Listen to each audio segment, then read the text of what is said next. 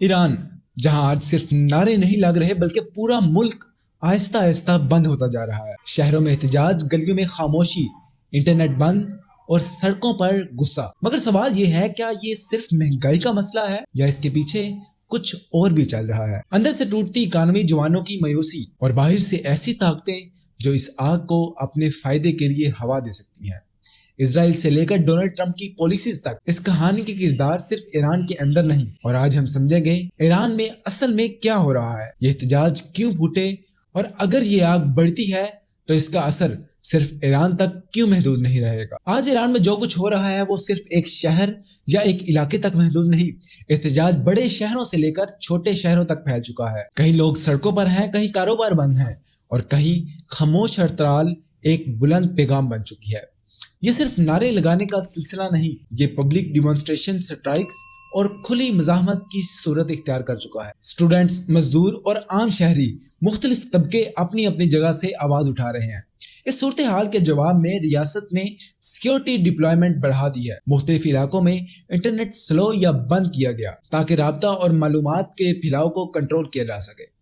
یہ قدم یہ بتاتا ہے کہ معاملہ صرف احتجاج کا نہیں بلکہ نیریٹو کنٹرول کا بھی ہے۔ حکومت اس بے چینی کو شہر با شہر سنبھالنے کی کوشش کر رہی ہے۔ ہر علاقہ ایک الگ چیلنج ہے، ہر شہر اپنی کہانی کہہ رہا ہے۔ مگر جب احتجاج اتنی وسیع سطح پر ہو تو اسے مکمل طور پر دبانا آسان نہیں ہوتا۔ یہاں سے یہ ظاہر ہوتا ہے کہ ایران اس وقت صرف سیکیورٹی کرائسس نہیں بلکہ ایک قومی امتحان سے گزر رہا ہے۔ ان احتجاج کا فوراً سبب کوئی ایک دن کا فیصلہ یا ایک خبر نہیں، اصل وجہ مہنگائی اور بے روزگاری کا وہ بوجھ ہے جو عام ایرانی شہری کب سے اٹھا رہا ہے۔ چیزیں مہنگی ہوتی چلی گئی مگر عام آدمی کی آمدنی وہاں کی وہاں ہی ہے۔ کرنسی پر دباؤ نے مسئلے کو اور گہرا کر دیا۔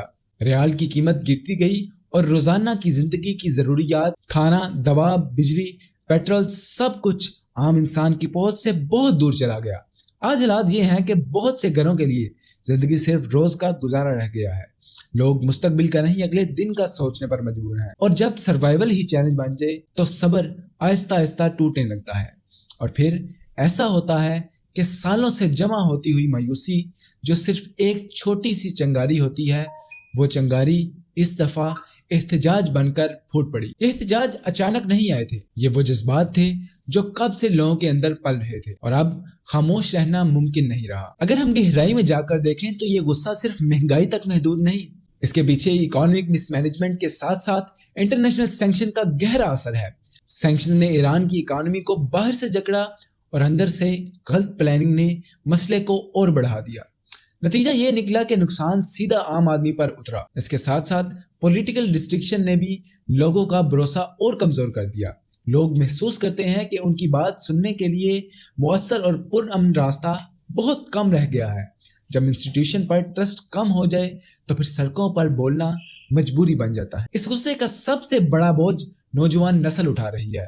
پڑھی لکھی یوتھ جو مستقبل کے خواب لے کر آگے بڑھنا چاہتی تھی، آج بے روزگاری، مہنگائی اور بند راستوں سے ٹکرا رہی ہے۔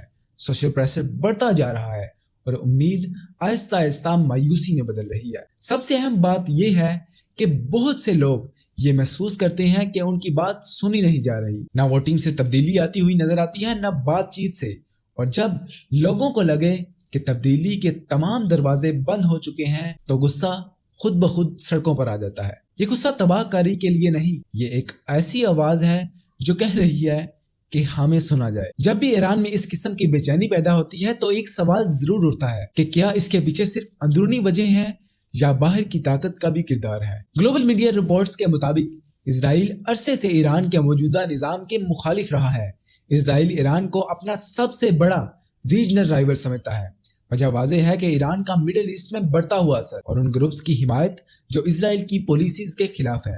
اس لیے بہت سے اینالسٹ کہہ رہے ہیں کہ اگر ایران اندر سے کمزور ہوتا ہے تو اس کا سیدھا فائدہ اسرائیل کو ہوتا ہے۔ انٹرنل انسٹیبلٹی ایران کے ریجنل سٹانس کو نقصان پہنچا سکتی ہے، اور یہ بات اسرائیل کے اسٹریٹجک انٹرسٹ کو میچ کرتی ہے۔ اسی تناظر میں ڈونلڈ ٹرمپ کا کردار بھی نظر انداز نہیں کیا جا سکتا۔ ٹرمپ نے اپنے دور میں ایران کے خلاف میکسیمم پریشر پالیسی اپنائی۔ سخت اکانومک سینکشن کا مقصد یہ تھا کہ ایران کو معاشی طور پر اتنا دباؤ میں لے جایا جائے کہ ملک کے اندر بے چینی بڑھے۔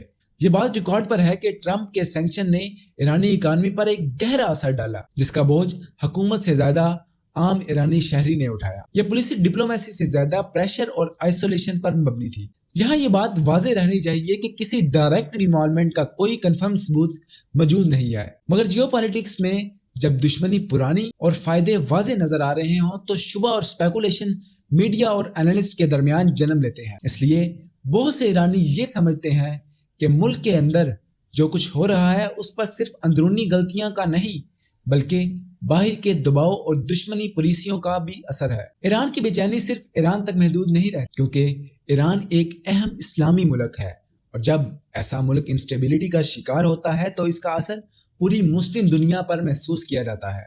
بہت سی اسلامی ریاستیں خاموشی سے اس صورتحال کو دیکھ رہی ہیں۔ انہیں خوف ہے کہ کہیں یہ بے چینی سپل اوور انریسٹ کی صورت میں دوسرے ملکوں تک نہ پہنچ جائے۔ جب عوام دیکھتی ہے کہ ایک جگہ لوگ سڑکوں پر ہیں تو سوال اپنے ملکوں میں بھی اٹھنے لگتے ہیں۔ اس کے ساتھ ساتھ اکانومی اور انرجی ڈسٹرپشن کا بھی خطرہ ہے۔ ایران انرجی کے حوالے سے ایک اسٹریٹجک ملک ہے، اور اگر یہاں حالات زیادہ بگڑتے ہیں تو آئل مارکیٹس اور ریجنل ٹریڈ پر اثر پڑنا لازمی ہے۔ اس کا نقصان صرف ایران کو نہیں بلکہ ان مسلم ممالک کو بھی ہو سکتا ہے جو اس سسٹم سے جڑے ہوئے ہیں۔ اندرون ایران اگر احتجاج جاری رہتے ہیں تو سخت کریک ڈاؤن کا امکان بڑھ جاتا ہے، سیکیورٹی میجر اور کنٹرول مزید ٹائٹ ہو سکتے ہیں۔